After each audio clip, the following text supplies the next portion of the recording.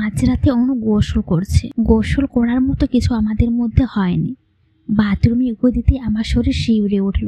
বাথরুমের ভেতরে গায়ে জল ঢালার ছপ শব্দ হচ্ছে। হঠাৎ একটা শয়তানি বুদ্ধি মাথায় এলো। ঠিক করলাম অনুকে ভয় দেখাবো।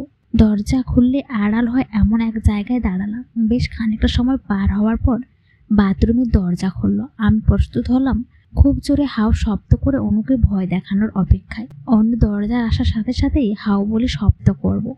অপেক্ষা করছি, কিন্তু অনু বের হচ্ছে না। অথচ কিছুক্ষণ আগে বাথরুমের দরজা খুলেছে। বুঝতে পারলাম অনু আমার উপস্থিতি বুঝতে পেরে তাই বের হচ্ছে না। বাথরুমের দিকে উঁকি মারলাম। বাথরুমের ভেতরটা রক্তে ভেসে যাচ্ছে। কেউ নেই। দেওয়াল থেকে রক্ত টপ টপ করে মেঝেতে পড়ছে। এতক্ষণ যে শব্দটা শুনেছিলাম সেটা তাহলে রক্তের শব্দ ছিল। কিন্তু অনু কোথায়? পেছন থেকে কেউ একজন আমার ঘাড়ে হাত রাখলো। চমকে পেছনে তাকিয়ে দেখি অনু। ভয়ে আমার হাত পা ঠান্ডা হয়ে গেছে এতক্ষণে।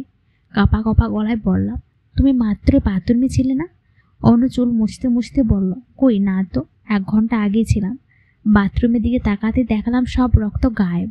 আমার বিভ্রান্ত দেখে অনু বলল, এত ভয় পেয়ে আছো কেন? রক্ত? এখানে রক্ত ছিল। ধুর, কিসের রক্ত থাকবে?